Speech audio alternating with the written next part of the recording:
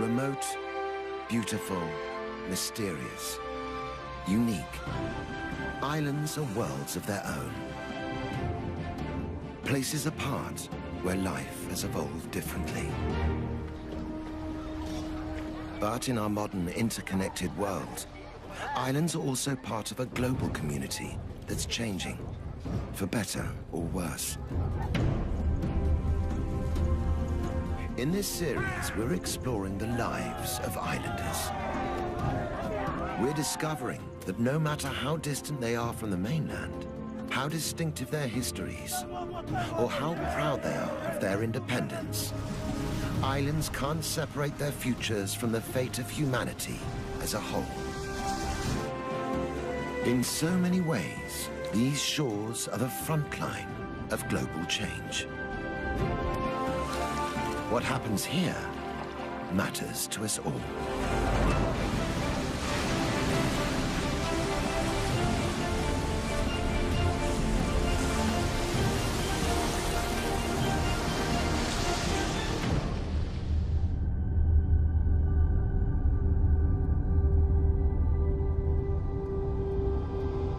Amid the vast expanse of the South Pacific, isolated by the endless blue, is the Republic of Fiji. 322 islands forged in the heat of volcanoes. Rugged mountains fringed by sandy shores.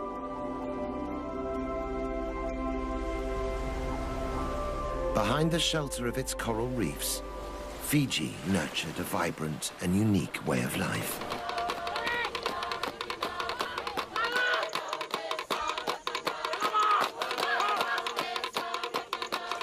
Over the centuries, it grew to be a powerful and proud culture.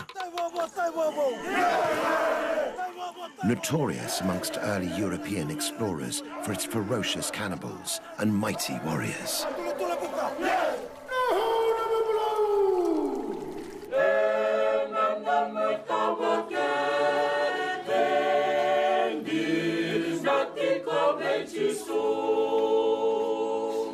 When the British imposed their rule, they brought Western ways and Christianity. They also brought waves of immigrants to farm fertile fields of sugarcane. Indian laborers, whose presence here was a trigger for conflict and violence.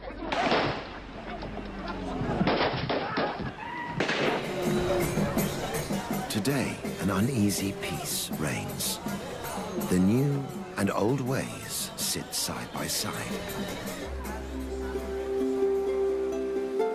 And the latest arrivals are tourists, for whom Fiji's islands are a tropical paradise.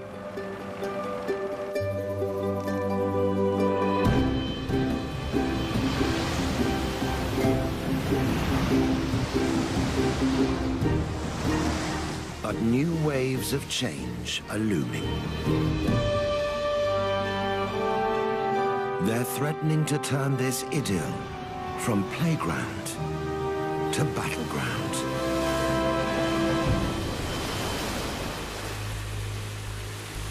Sometimes the danger is all too obvious. But for those who know where to look, the effects can also be seen in the depths of the forests and beneath Fiji's blue lagoons.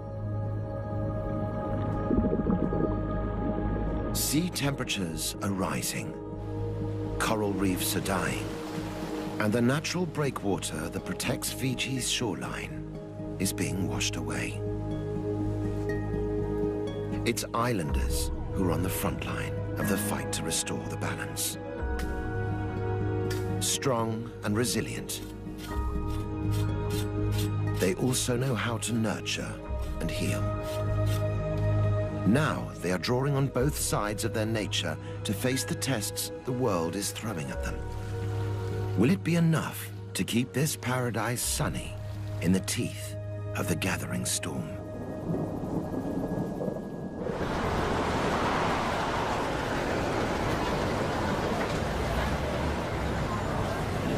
Today, Most of Fiji's 1 million population lives on the big island of Viti Levu.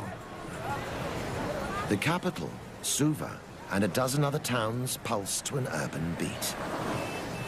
But outside the cities, life is organized along traditional lines.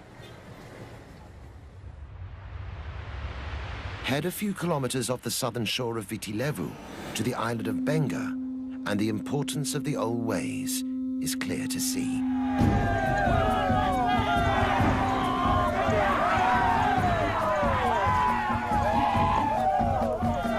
Here, ancient rituals evoke a pre-contact, pre-Christian world.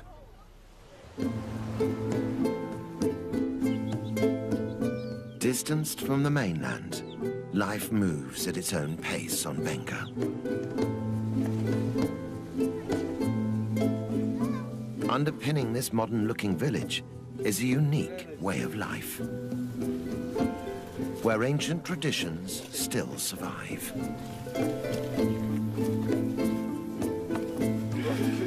Villagers live as a collective, sharing the work and the wealth amongst themselves.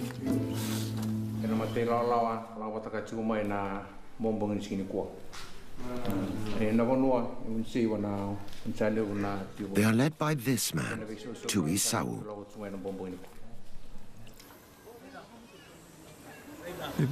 It is good to have a chiefly leadership in the village. It allows us to look after the village and, more importantly, the welfare of our villagers. Today, Tui has ordered the villagers to prepare for an incredible ritual, which proves the power of the old tribal ways. They fire up the lovo, or ground oven, for a celebratory feast. Every family has a specific role to play. But the ritual preparing of the feast isn't just about nourishing the body. It's one of the ways in which village children are taught to respect their tribal traditions. For Tui Sau, it's crucial to ensuring the old ways survive. It's important to teach them the right protocols, how to behave, and the different roles they must adopt in the village. But across the ocean, winds of change are blowing towards Benga. I think the Western way of living in Suva has a negative effect on our lives. It's easier to look after the village when there is one way of life and everyone is united. One custom that Tui Sau is determined to safeguard is Vila Vila Irevo, or literally, jumping into the oven. We know it as firewalking.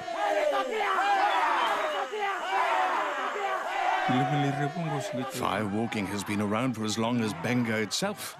Our fathers and their forefathers have been firewalking all of their lives, and now we firewalk also.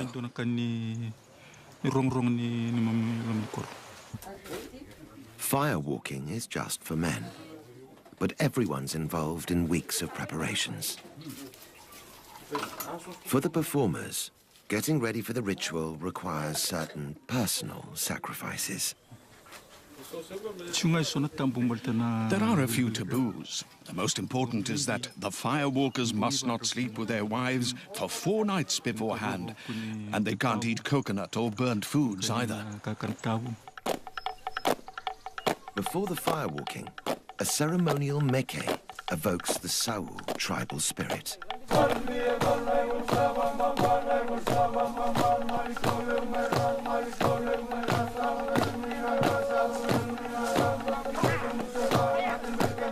Warriors brandishing old war clubs reenact the battles of village ancestors.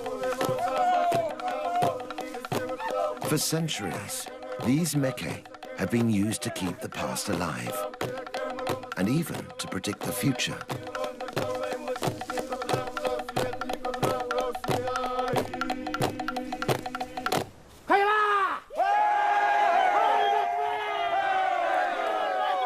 The priest starts the ritual, calling the firewalkers to prepare the flaming pit. It's vital everyone follows instructions.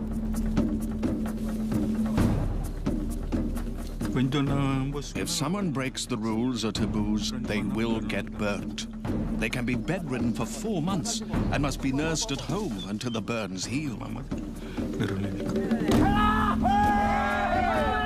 Finally, the pit is ready.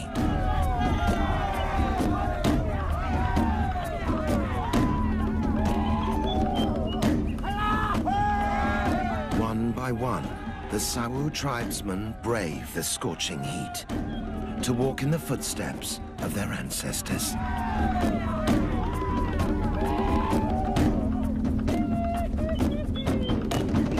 They finish unscathed, the honor of the tribe upheld.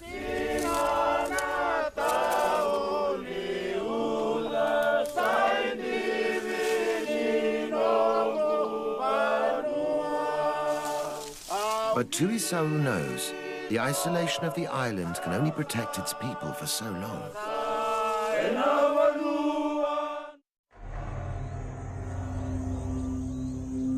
Dark clouds are gathering on Benga's horizon.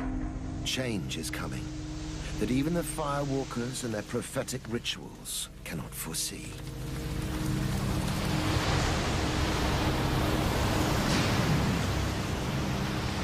It won't be the first time waves of unexpected change have washed over these islands.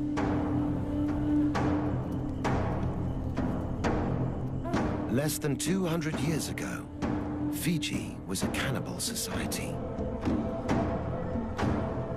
Tribal warfare was commonplace. Eating your enemy was the ultimate revenge.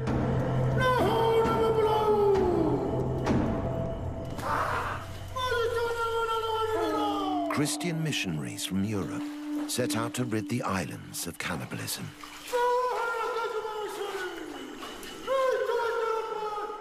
In 1867, Thomas Baker, an ambitious young minister, would pay the ultimate price.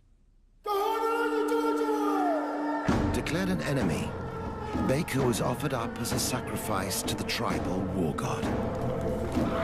Then slaughtered, cooked, and eaten.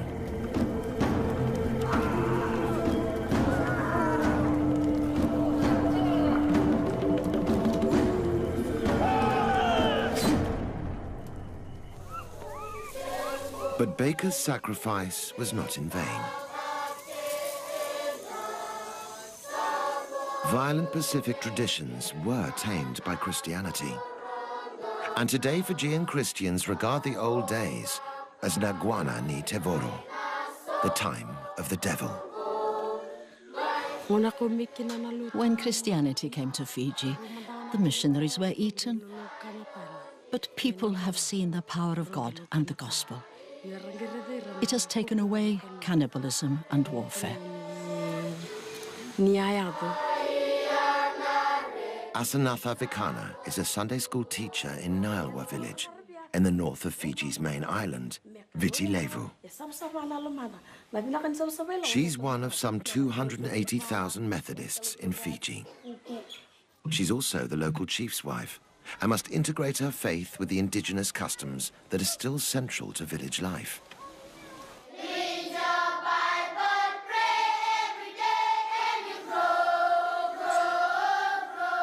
Christianity came to Fiji as a foreign religion and had to deal with the traditions and the people it found here.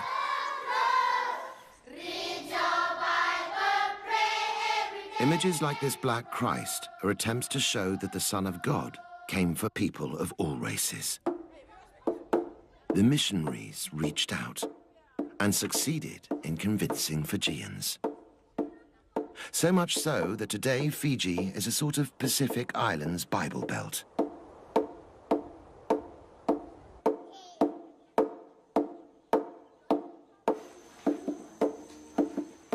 Although the days of tribal warfare are behind them, the villagers still have a tribal approach to worship. Christianity here is a real communal event.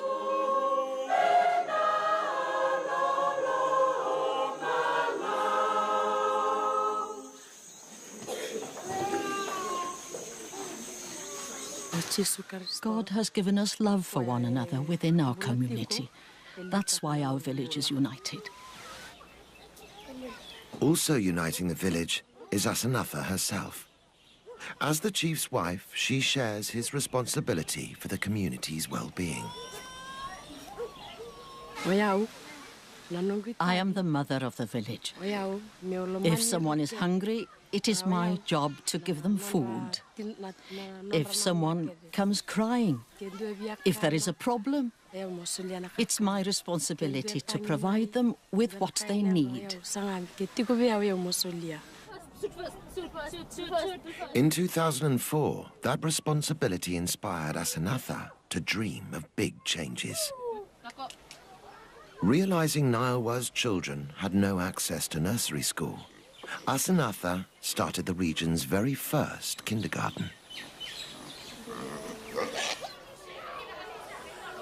It's important for the children to have an education. Education can bring about change in our village. Now, there's a network of kindergartens in the surrounding villages.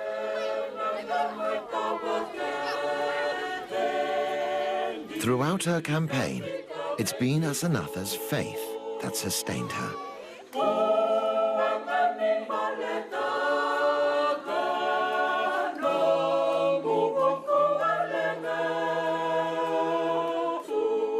But the new faith and the old ways don't always go harmoniously together.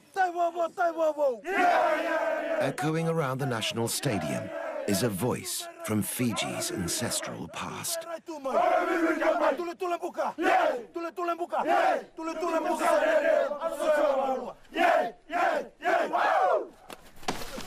The Thimbi is an ancient war chant. These days it sends the Fijian rugby team into battle.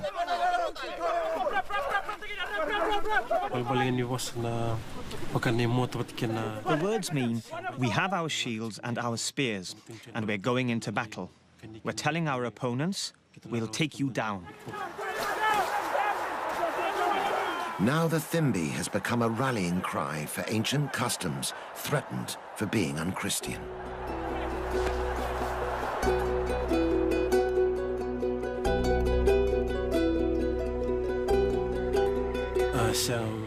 Our elders have been dancing the Thimbi since their time, and now we're doing it. It's been passed down to us. Sireli Nakalavuki performed the Thimbi in over 20 matches. The Thimbi makes you feel strong as you prepare for battle. It psychs you up, ready for the game.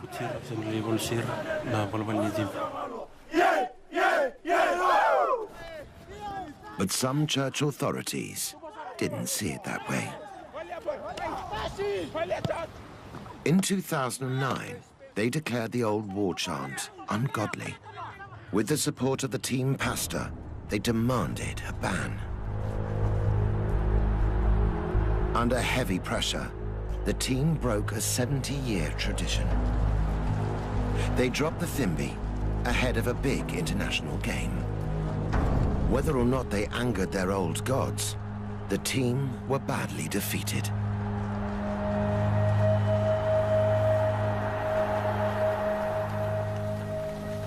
For rugby fans across Fiji, this was the cue to tackle the authorities head-on. They stood up in support of the old ritual and its place in the much-loved national game.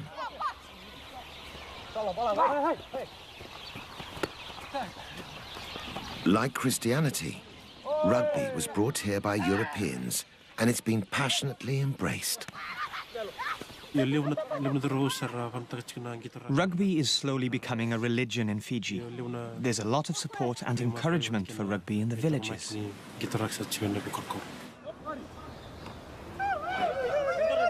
It's one of Fiji's best-known exports, and a matter of great national pride.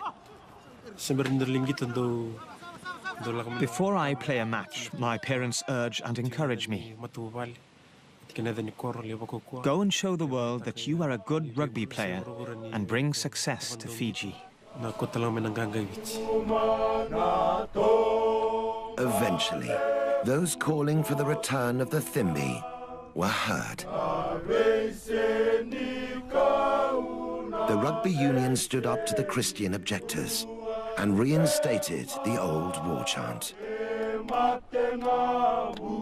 Before each game, its battle cries echo once more, carrying Fiji's pride in its tribal past around the world.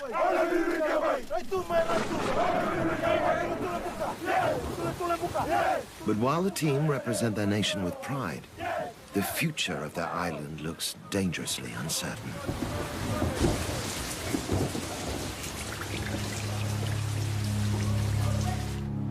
Tides of change are threatening to wash away the land which inspires such patriotism. Fiji and the whole world is feeling the effects of climate change.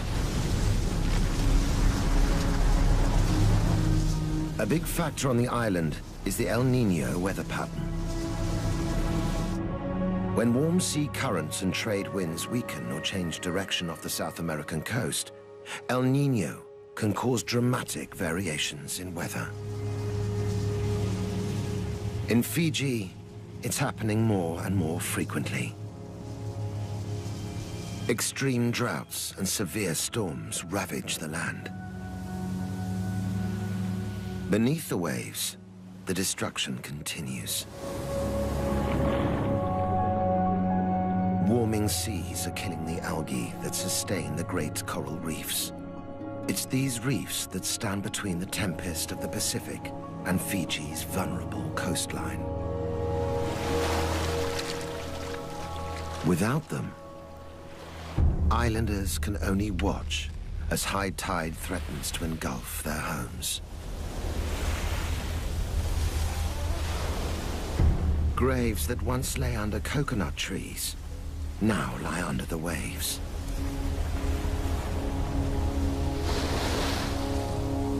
History is being washed away.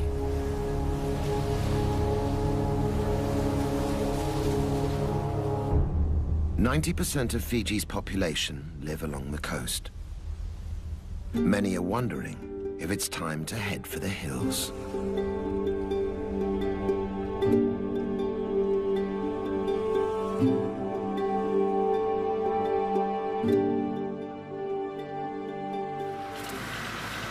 When Britain colonized Fiji in the late 19th century, reliable sunshine and predictable rains meant that they could farm sugarcane on a massive scale.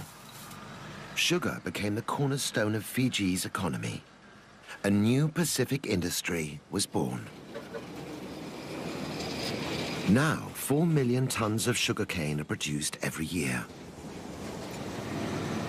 But not everyone enjoyed the riches that sugarcane brought. To harvest their wealth, the British needed more hands. Over 60,000 Indians were shipped to Fiji as indentured laborers. We were brought here from India to work on farms, on sugar plantations. They brought us here in ships. Some died on the ship, and they were thrown into the water. With the sweat of Indian labor, the sugar industry flourished. By the time indentured labor was abolished in 1916, the immigrants had built homes, schools, and futures. Few could afford to return to India, even if they wanted to. Today, Indo-Fijians make up some 40% of the island's population. Lal Philip is one of them. Descended from the original Indian laborers, Lal now farms his own small plot of sugarcane. Although fifth-generation Indo-Fijians, the family still value their Indian heritage.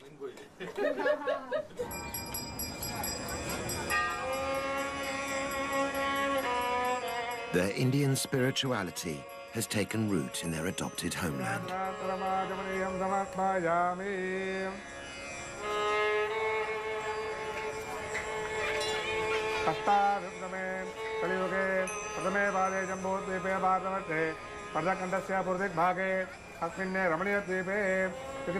This Hindu temple, the largest in the southern hemisphere, attracts hundreds for daily worship. Its presence signifies the part Indo-Fijians now play in the life of the island.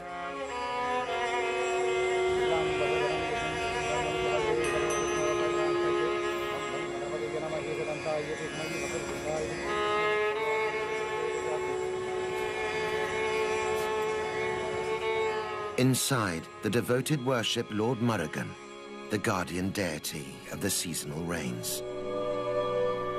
But is he hearing their prayers? 1996-97 was a very dry season. The cattle started to die and food was scarce. It was very difficult. We thought that we might not survive the drought. So many of our cattle died. The drought of 1997 was no exception. Records show that over the past 20 years, Fiji has been more drought-prone than ever before. It used to rain in December, January, February. Now we don't see rain, and it's too dry. Without rain, the sugarcane doesn't grow well, and the crop yield decreases day by day. The country is facing hard times.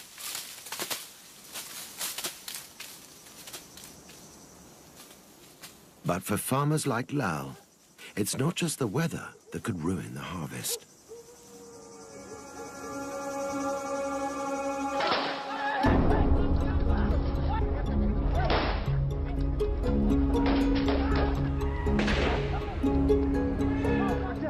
Years of political instability have rocked this island republic.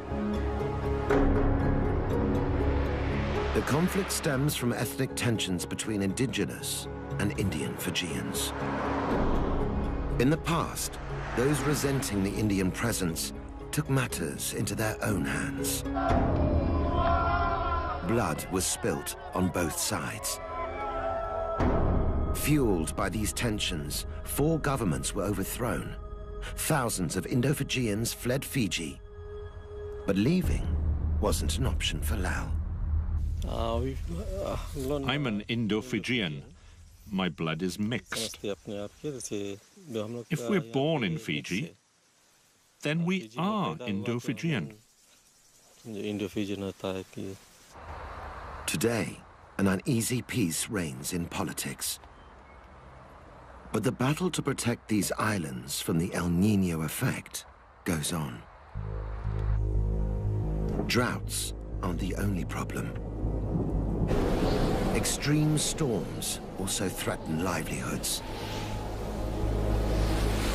Satendra Philip is another member of Lal's family. He harvests his crop from the sea.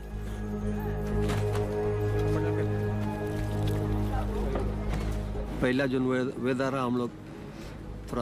used to have good weather, but now it's very unpredictable. With no warning, the sea can get very rough. All sorts of changes are happening. Even on a beautiful day, beneath the calm ocean surface, there are dangerous currents of change. Powered by El Niño, they bring unseasonably violent weather. Fishermen like Satendra are caught in the eye of the storm. Once I forgot my radio at home. When I was out at sea, another boat warned that a hurricane was coming, so we took shelter on a nearby island.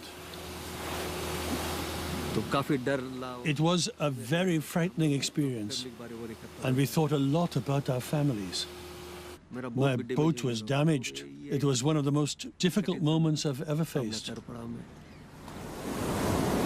Big storms are also bad news for fish stocks. Powerful waves can damage the coral reefs. Without these reefs for food and protection, fish are disappearing.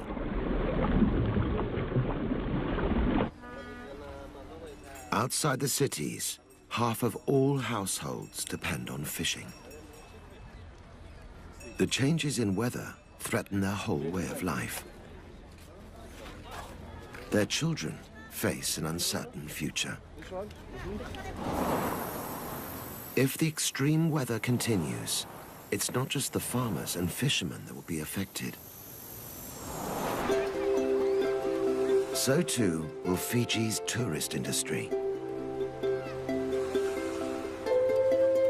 Each year, 500,000 visitors arrive looking for their own castaway paradise. Romance, adventure, culture. Fiji has it all.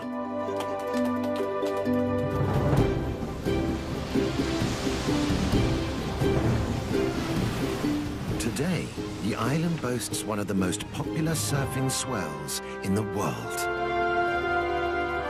But as the El Niño effect continues, even the bravest will struggle to ride out the storm.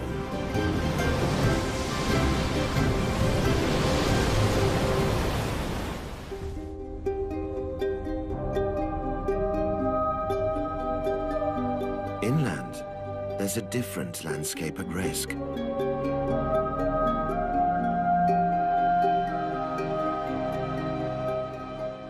Fiji's mountainous interior is an unspoiled Eden.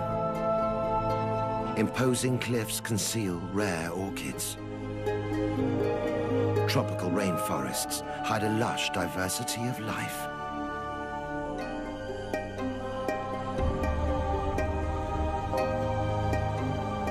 Yet even Fiji's heartland is at risk from the El Niño effect.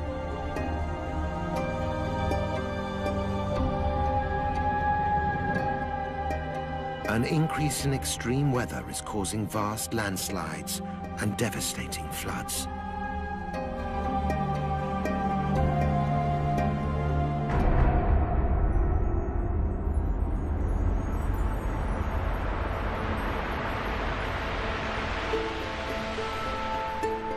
Hidden in the remote Nassori Highlands is a village lost in time.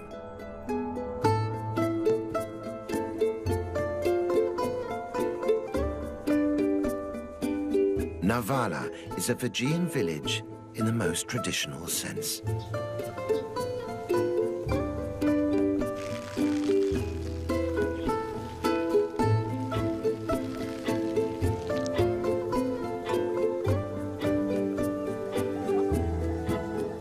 With no mains electricity, life goes on much the same as it did hundreds of years ago. Everybody works together for the good of the community. Homes are built, children are taught, and the sick are treated at no cost to the individual. But the effects of climate change are threatening this utopian idyll. Mili Sura is medicine woman to more than 500 villagers. She comes from a long line of traditional healers.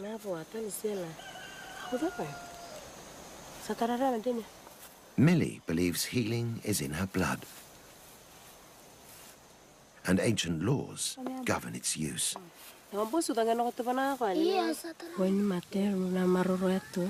I keep my knowledge of medicine making a secret. I can't tell anyone else because if I make this knowledge public, it can reduce the effects of the medicine. Mili sees her patients every day, and their complaints are seasonal.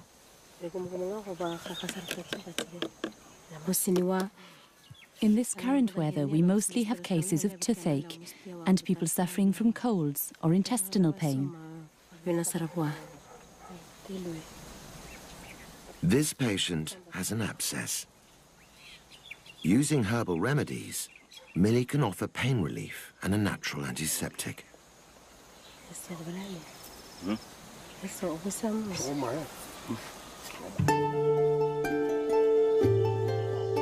For ingredients, she's totally dependent on the huge natural pharmacy on her doorstep.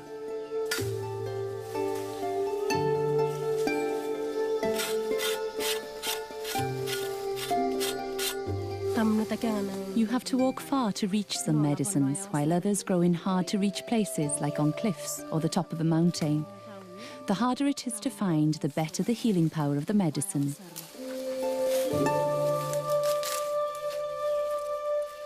These days, Millie's remedies are in great demand.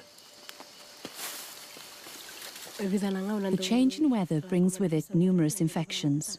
At times like this, lots of people come to ask me for medicine. People here have come to understand how the plants and herbs which grow around them can keep their families healthy. In Millie's hands, this wisdom can be released to heal a new generation. Take a mango tree, for instance. It can be used in lots of ways. It can be scraped and mixed with hot water and salt for gargling. And it can also be drunk to treat diarrhea.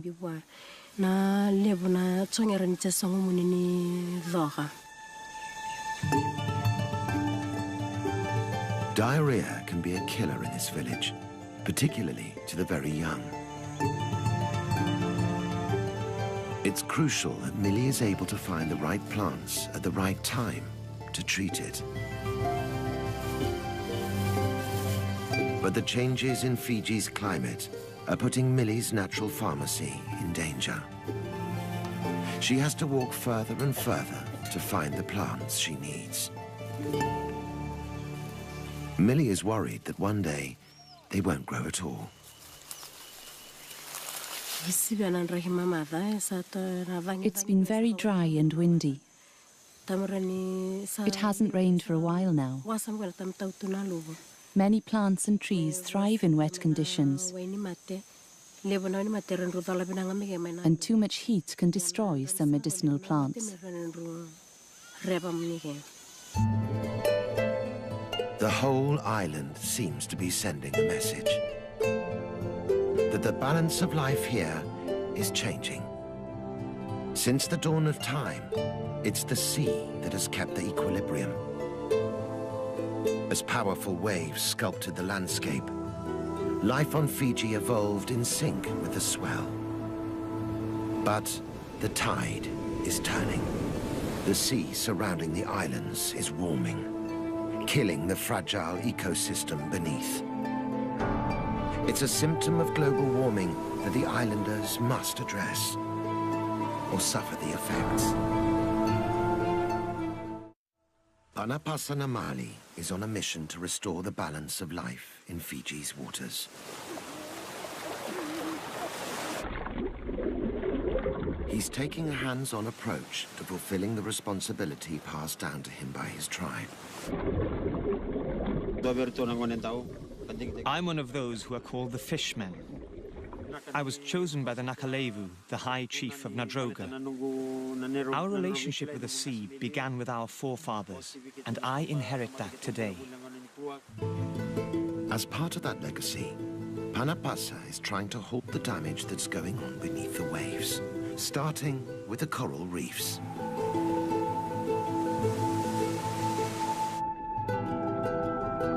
These reefs shield the island by absorbing the force of the powerful Pacific waves.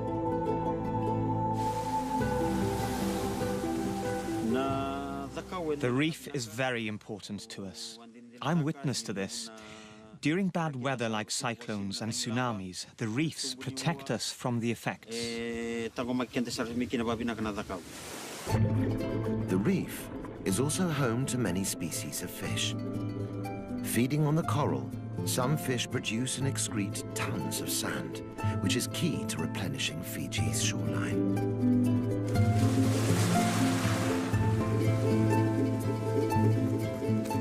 But this delicate ecosystem is being washed away. Under the heat stress of warming seas, Fiji's coral reefs are dying. In some parts of the Pacific, 80% of living reefs have been lost. Without coral to feed on, fish are disappearing. And without fish to replenish them, Fiji's beaches are washing away. For Panapasa, the solution is clear.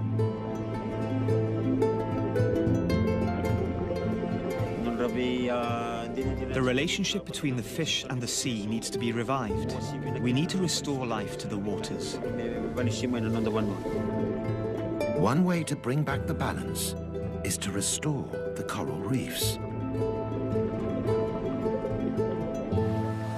On the island of Moturiki, villagers are doing just that. They've started to farm coral on a scale that could make a difference. Using artificial trays to grow cuttings of wild coral, they hope to bring their reef back to life.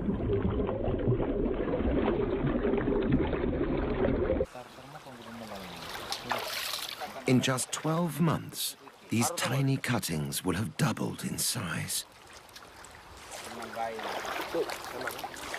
The adult corals will then be replanted onto dying reefs, bringing them blossoming back to health.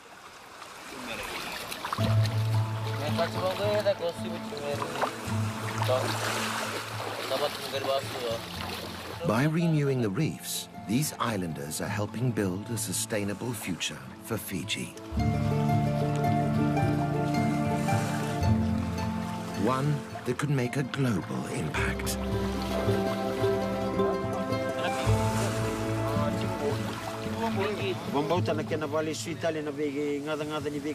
I believe that if we keep making efforts to give back, to renew our water and our seas, our corals and our fish, our efforts will become known all over the world.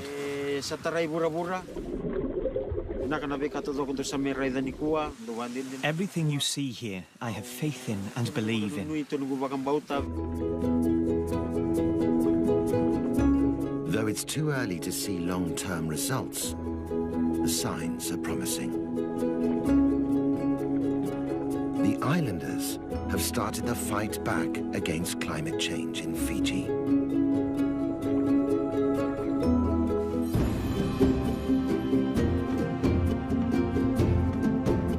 Islands are special places. Fiji's islands amongst the most distinctive of them all.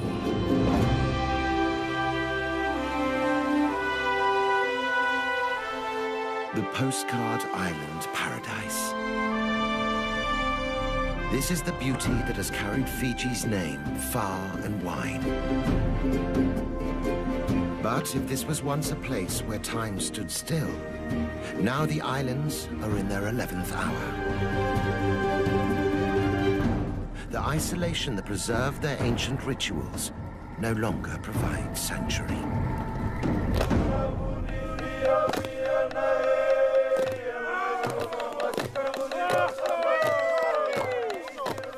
Fiji's children are taught to respect traditions passed down from their fathers and to learn from the care lavished on them by their mothers.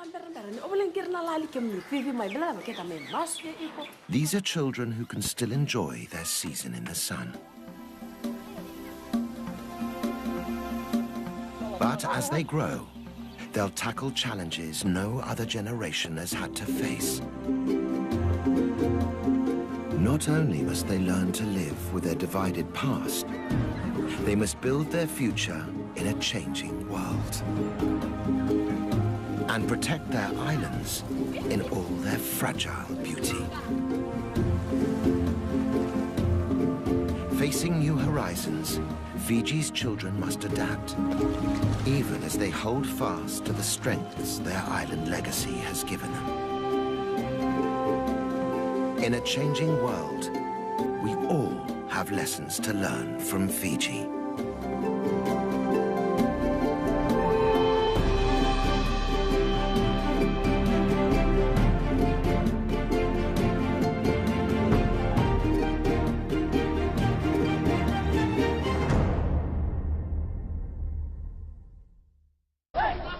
And violence.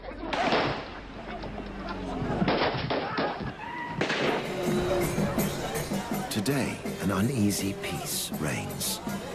The new and old ways sit side by side. And the latest arrivals are tourists, for whom Fiji's islands are a tropical paradise.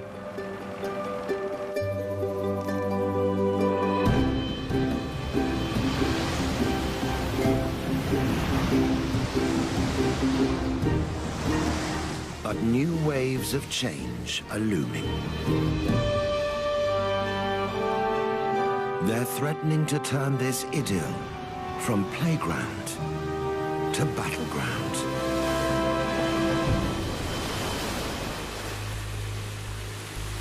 Sometimes the danger is all too obvious. The front line of global change. What happens here matters to us all.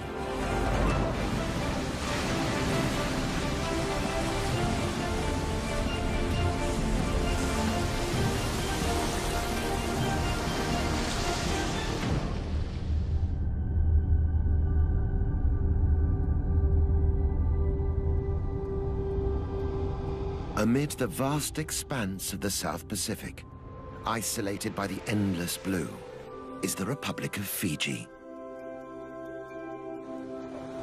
322 islands forged in the heat of volcanoes. Rugged mountains fringed by sandy shores.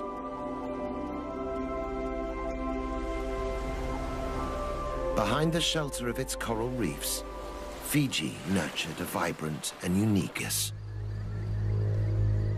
But for those who know where to look, the effects can also be seen in the depths of the forests and beneath Fiji's blue lagoons. Sea temperatures are rising, coral reefs are dying, and the natural breakwater that protects Fiji's shoreline is being washed away. It's islanders who are on the front line of the fight to restore the balance. Strong and resilient, they also know how to nurture and heal. Now they are drawing on both sides of their nature to face the tests the world is throwing at them. Will it be enough to keep this paradise sunny in the teeth of the gathering storm? Way of life.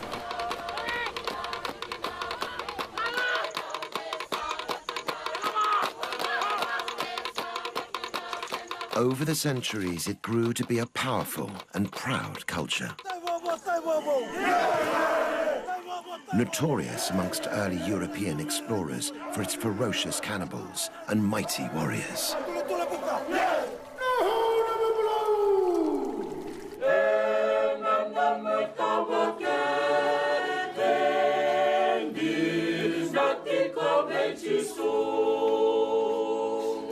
When the British imposed their rule, they brought Western ways and Christianity. They also brought waves of immigrants to farm fertile fields of sugarcane. Indian laborers, whose presence here was a trigger for conflict.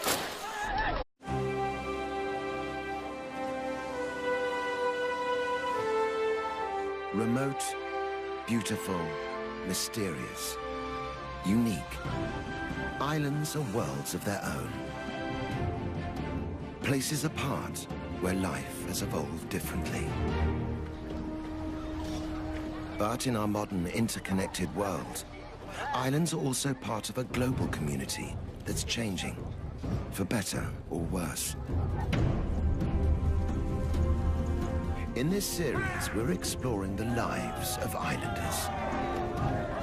We're discovering that no matter how distant they are from the mainland, how distinctive their histories, or how proud they are of their independence, islands can't separate their futures from the fate of humanity as a whole. In so many ways, these shores are